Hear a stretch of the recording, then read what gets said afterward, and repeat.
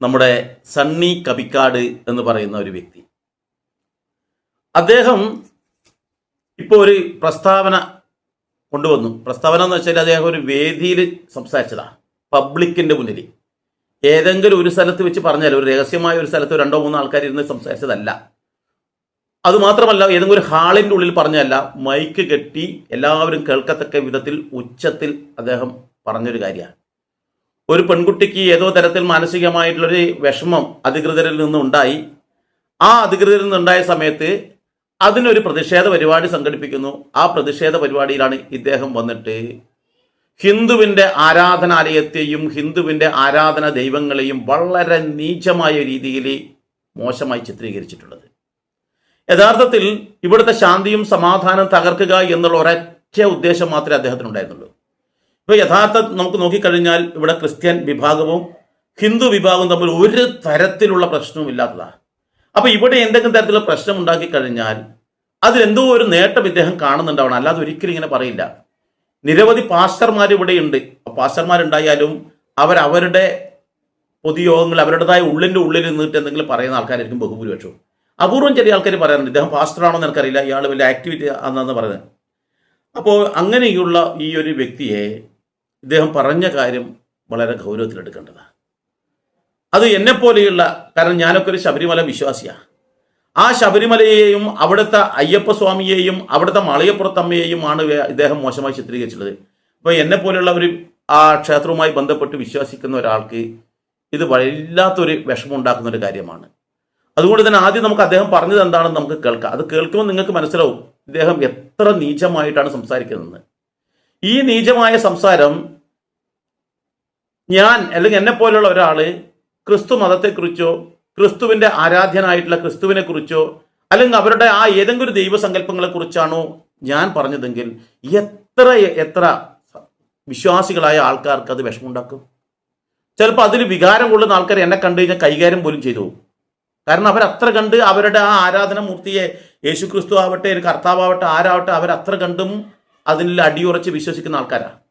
അപ്പം ഞാനിങ്ങനെ പബ്ലിക്കായിട്ട് ക്രിസ്തു അങ്ങനെയാണ്, ക്രിസ്തുവിൻ്റെ മാതാവ് ഇങ്ങനെയാണ് അല്ലെങ്കിൽ മറ്റങ്ങനെയാണെന്ന് ഞാൻ പറഞ്ഞു കഴിഞ്ഞാൽ എന്നെ ശരിക്കും പറഞ്ഞാൽ ചങ്ങലക്കിടേണ്ടി വരും.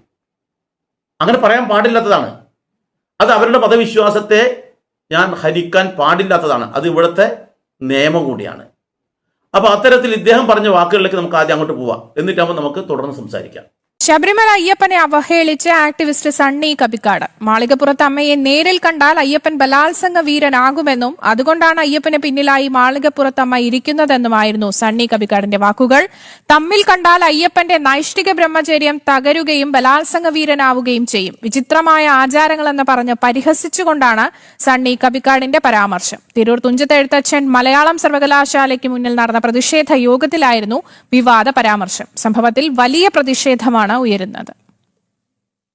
ജാതി അധിക്ഷേപം നടത്തിയെന്ന് ആരോപിച്ച് തിരൂർ മലയാളം സർവകലാശാലയ്ക്ക് മുന്നിൽ വിദ്യാർത്ഥിനി നടത്തുന്ന സമരത്തിൽ പങ്കെടുക്കാനെത്തിയതായിരുന്നു ആക്ടിവിസ്റ്റ് സണ്ണി കബിക്കാട്.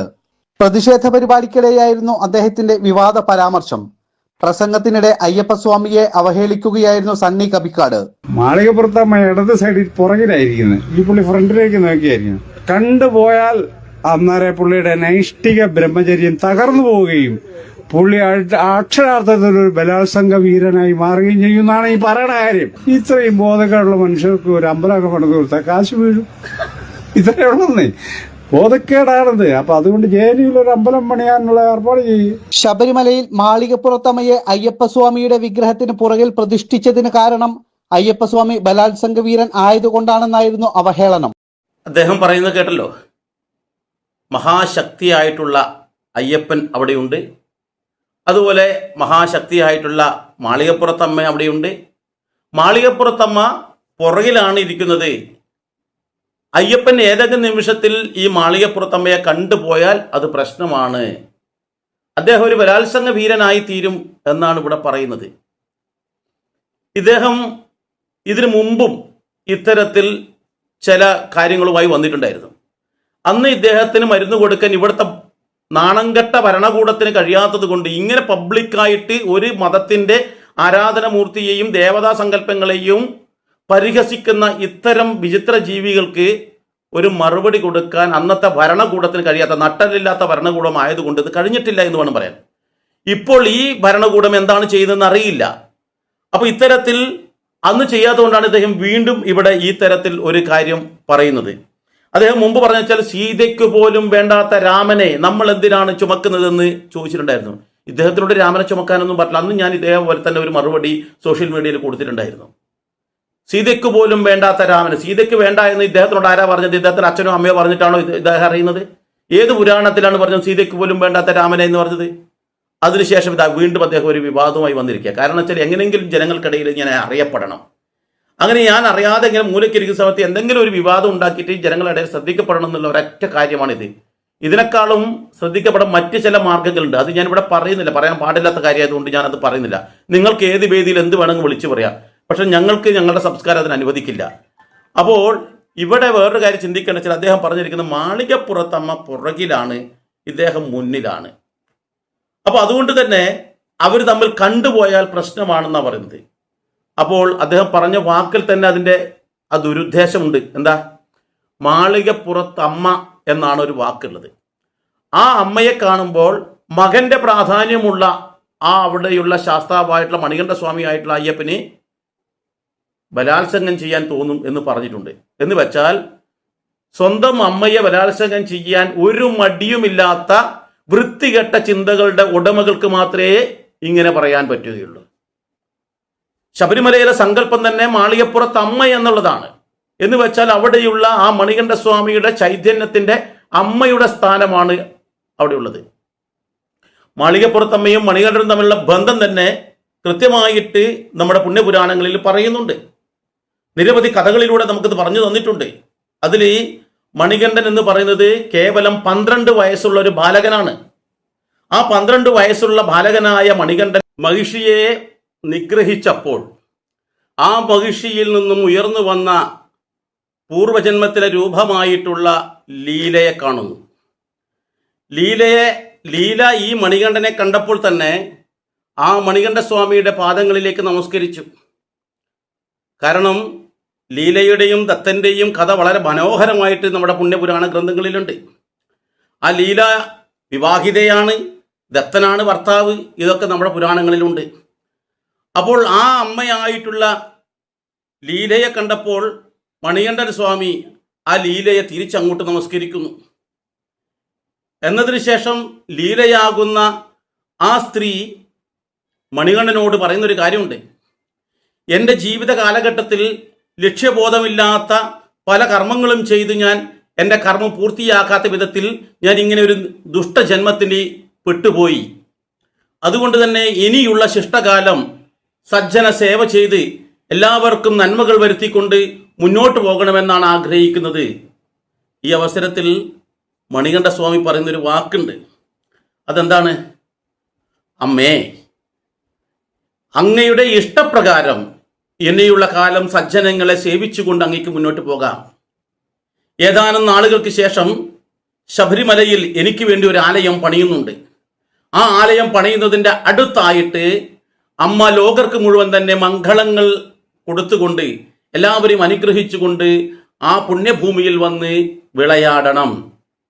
അതിന് സമീപത്തായിട്ട് അങ്ങയുടെ കൺമുന്നിൽ എപ്പോഴും ഒരു കൊച്ചു മകന്റെ സാന്നിധ്യത്തിൽ അല്ലെങ്കിൽ ഒരു മകനെപ്പോലെ അമ്മയുടെ മുന്നിൽ ഞാൻ എന്നും ഉണ്ടാകും എന്നുള്ള ഒരു അനുഗ്രഹമാണ് അവിടെ കൊടുക്കുന്നത്.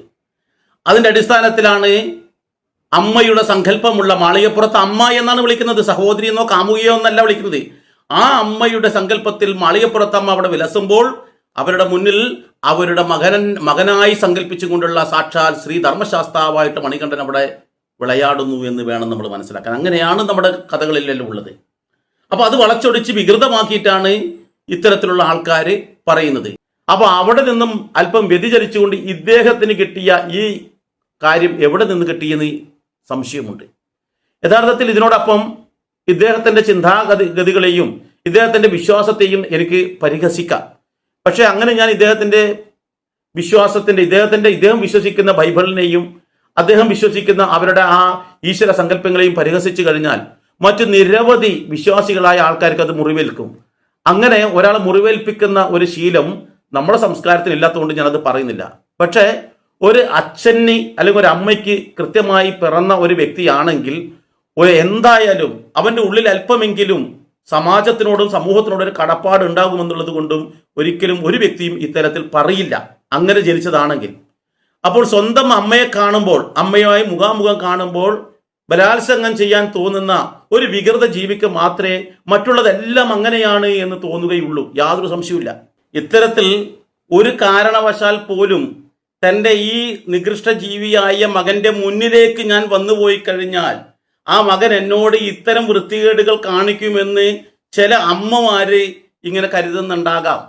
അങ്ങനെ കരുതുന്ന ആ അമ്മയുടെ മക്കള് ഇതല്ലാതെ ഇതിൻ്റെ അപ്പുറം പറയോ? അതല്ലേ നമുക്കിവിടെ കാണാൻ കഴിഞ്ഞിട്ടുള്ളത്. വേറൊരു കാര്യം കൂടി സൂചിപ്പിക്കുകയാണെങ്കിൽ, ഇദ്ദേഹത്തിൻ്റെ കുടുംബത്തിൽ 12 വയസ്സുള്ള കുട്ടികൾ സ്വന്തം മാതാപിതാക്കളെ അങ്ങനെ പീഡിപ്പിച്ചിട്ടുണ്ടോ? ഇനി അതല്ല എങ്കിൽ ഇദ്ദേഹം 12-ാം വയസ്സിൽ ഇതുപോലെ അങ്ങനെയുള്ള പീഡനത്തിന് ആരെങ്കിലും ഇരയാക്കിയതാണോ? അതല്ലാതെ ഒരു കോടാനുകോടി വിശ്വാസികളുടെ ഈശ്വര സങ്കല്പത്തെ ഈ രീതിയിൽ പരിഹസിക്കാൻ എങ്ങനെയാണ് കഴിയുക? സ്വന്തം അനുഭവത്തിലൂടെ അത് ചെയ്ത വ്യക്തിക്കല്ലേ ഇങ്ങനെ പറയാൻ പറ്റൂ. ഇപ്പോൾ പട്ടിക്കും പൂച്ചക്കും അങ്ങനെ ഒരു സ്വഭാവമുണ്ട്. പട്ടിയും പൂച്ചയൊക്കെ പ്രസവിച്ചു കഴിഞ്ഞാലും കുറച്ച് അവർ വലുതായി കഴിഞ്ഞാൽ അത് അമ്മയാണോ സഹോദരനാണോ എന്ന് നോക്കില്ല, അവർ ശാരീരികമായിട്ട് ബന്ധപ്പെടും. അപ്പൊ ആ തരത്തിലുള്ള ഒരു നികൃഷ്ട ജീവിക്ക് മാത്രമേ ഇങ്ങനെ പറയാൻ കഴിയൂ. ഇദ്ദേഹം അങ്ങനെയാണെന്ന് ഞാൻ പറയുന്നില്ല, പക്ഷെ അങ്ങനെയുള്ള ഒരാൾക്ക് മാത്രമേ ഇങ്ങനെ പറയാൻ കഴിയൂ എന്നുള്ളതാണ് ഞാൻ പറയുന്നത്. കാരണം എന്താ, ഇത് ലക്ഷോപലക്ഷം ജനങ്ങളുടെ വിശ്വാസത്തെ ഹനിക്കുന്ന തരത്തിലുള്ള ഒരു കാര്യമാണ് ഇദ്ദേഹം പബ്ലിക്കായിട്ട് പറഞ്ഞിട്ടുള്ളത്. നമ്മൾ പബ്ലിക്കായിട്ടായാലും രഹസ്യമായിട്ടായാലും അന്യമതസ്ഥരായ ആൾക്കാർക്ക് മാനസികമായി മുറിവുണ്ടാക്കുന്ന ഒരു കാര്യം പറയാൻ പാടില്ലാത്തതാണ്. അങ്ങനെ പറയുന്ന അവസരത്തിൽ ഇവിടുത്തെ സമാജത്തിലുള്ള അല്ലെങ്കിൽ സമൂഹത്തിലുള്ള ശാന്തത ഇല്ലാതാവുകയാണ് ചെയ്യുന്നത്. അതുകൊണ്ട് തന്നെ എൻ്റെ എളിയൊരു അഭിപ്രായം എന്താണെന്ന് വെച്ചാൽ, ഇവിടെ ഉറങ്ങിക്കിടക്കുന്ന ഗവൺമെൻറ്റാണോ ഉണർന്നു കിടക്കുന്ന ഗവൺമെൻറ്റാണോ എന്ന് സാധാരണ ജനങ്ങൾക്ക് അറിയാൻ ആഗ്രഹമുണ്ട്. കാരണം ഒരു ഭരണകൂടം ഇവിടെ അധികാരം ഏറ്റെടുത്ത് ചുരുങ്ങിയ നാളുകൾക്കുള്ളിൽ തന്നെ ഇത്തരത്തിലുള്ള വിഷപ്പാമ്പുകൾ തലയുയർത്തി നിൽക്കുന്നു. ഈ ഒരു വിഷയം ഒരു ഹിന്ദു വിഭാഗത്തിൽപ്പെട്ട ഏതെങ്കിലും ഒരാളാണ് പറഞ്ഞിരിക്കട്ടെ, മറ്റു മതത്തിൽപ്പെട്ട ഏതെങ്കിലും ഒരു ദേവതാ സങ്കല്പങ്ങളെ കുറിച്ച് ആണ് പറഞ്ഞിരിക്കട്ടെ, എന്തായിരിക്കും ഇവിടെ കോലാഹലം? ഇവിടുത്തെ ഇതിനെ ഏറ്റുപിടിക്കാൻ വേണ്ടി ഇവിടുത്തെ രാഷ്ട്രീയ കക്ഷികളെല്ലാം തന്നെ തലയുയർത്തി പിടിക്കില്ലേ? ഇവിടുത്തെ മത മേലാളന്മാരൊക്കെ മുന്നിട്ടിറങ്ങില്ലേ? എന്തുകൊണ്ട് ഹിന്ദുവിന് മാത്രം ഇങ്ങനെ സംഭവിക്കുമ്പോൾ ഇവിടുത്തെ രാഷ്ട്രീയക്കാരുടെ കണ്ണിൽ അല്ലെങ്കിൽ വായിൽ പഴം വിഴുങ്ങിയതുപോലെ ഇരിക്കുന്നത് അവരെന്തുകൊണ്ട് പ്രതികരിക്കുന്നില്ല? ഇവിടുത്തെ നിരവധി രാഷ്ട്രീയ പാർട്ടികളുണ്ട്. എല്ലാ പാർട്ടിക്കാരും ഇവിടെ ചോദിക്കുന്നു. ഇവിടെ കമ്മ്യൂണിസം ഉണ്ട്, കോൺഗ്രസ് ഉണ്ട്, BJP ഉണ്ട്. ഇതിന്റെ ഏതെങ്കിലും നേതാക്കന്മാർ ഇതിനെതിരെ പ്രതികരിച്ചോ എന്ന് എനിക്കറിയില്ല. പക്ഷേ ഈ കേരളത്തിന്റെ ശാന്തിയും സമാധാനവും തകരാത്ത വിധത്തിൽ മുന്നോട്ട് കൊണ്ടുപോകാൻ ഇവിടുത്തെ ഭരണകൂടത്തിന് ബാധ്യതയുണ്ട്, അവർക്ക് ഉത്തരവാദിത്തമുണ്ട്. അതുകൊണ്ട് തന്നെ ഇവർക്കെതിരെ കൃത്യമായ നിയമ നടപടികൾ സ്വീകരിക്കണമെന്നാണ് എൻ്റെ എളിയ അഭിപ്രായം. ഇത്തരത്തിൽ ശബരിമലയിലെ കോടാനുകോടികൾ ഇവിടുത്തെ വരുമാനം, ഈ ശബരിമലയിലുള്ള വരുമാനം ഉപയോഗിച്ചിട്ടാണ് ഇവിടെയുള്ള പല ആൾക്കാരുടെയും വയറ്റിലേക്ക് എന്തെങ്കിലും ചെല്ലുന്നത്, ഭക്ഷണം പോലും കഴിക്കുന്നത്. ആ വഴിക്ക് പോകുന്ന ശബരിമലയ്ക്ക് പോകുന്ന സമയത്ത് ഇവിടുത്തെ സ്വാമിമാര് മാലയിടുന്ന അവസരത്തിൽ അവൻ കറുപ്പും വസ്ത്രം വാങ്ങിക്കുമ്പോൾ ഒരു വർഷം 1 ലക്ഷം അല്ലെങ്കിൽ 1 കോടി അയ്യപ്പ ഭക്തന്മാർ അവിടെ എത്തുന്നുണ്ടെങ്കിൽ അവർ 2 കോടി കറുപ്പ് വസ്ത്രം അവർ വില കൊടുത്ത് വാങ്ങിക്കുന്നുണ്ടെന്ന് ചിന്തിക്കണം. ഒന്നും വേണ്ട, ഒരു 50,000 കറുപ്പുമുണ്ട് വസ്ത്രം അവർ വാങ്ങിക്കുന്നുണ്ട്, മാല വാങ്ങിക്കുന്നുണ്ട്. അതോടൊപ്പം തന്നെ ആ അവസരങ്ങൾ അവർ പച്ചക്കറിയാണ് കഴിക്കുന്നത്. ഈ പച്ചക്കറി കൃഷി ചെയ്യുന്ന എത്രയോ ആൾക്കാർക്ക് ആ അവസരത്തിൽ അവരുടേതായ ഇഷ്ടത്തിനനുസരിച്ച് അത് വിൽക്കാൻ പറ്റുന്നുണ്ട്. അങ്ങനെ വാഹനങ്ങൾ ഇവിടുന്ന് യാത്ര ചെയ്യുന്ന ആൾക്കാരെ അവിടെ ഹിന്ദുവിൻ്റെ ആണോ മുസ്ലിമിൻ്റെ ആണോ ക്രിസ്ത്യൻ്റെ ആണോ നോക്കിയിട്ടല്ല വാഹനങ്ങൾ പിടിക്കുന്നത്. ആ വാഹനത്തിലാണ് അവർ യാത്ര ചെയ്യുന്നത്. ആ പോകുന്ന വഴിക്കായാലും അവരുടെ പ്രസാദങ്ങൾ വാങ്ങിക്കുമ്പോഴായാലും നൂറുകണക്കിന് ആൾക്കാർ KSRTCയിലൂടെ ആയാൽ പോലും ഈ പറയുന്ന അയ്യപ്പ ഭക്തന്മാരുടെ വരുമാനം കൊണ്ടാണ്, അല്ലെങ്കിൽ അവർ കൊടുക്കുന്ന കാശ് കൊണ്ടാണ് ഇവിടെ KSRTCക്ക് ഒരു ശമ്പളം കൊടുത്തിരുന്നെന്ന് പോലും പറയപ്പെടുന്നു.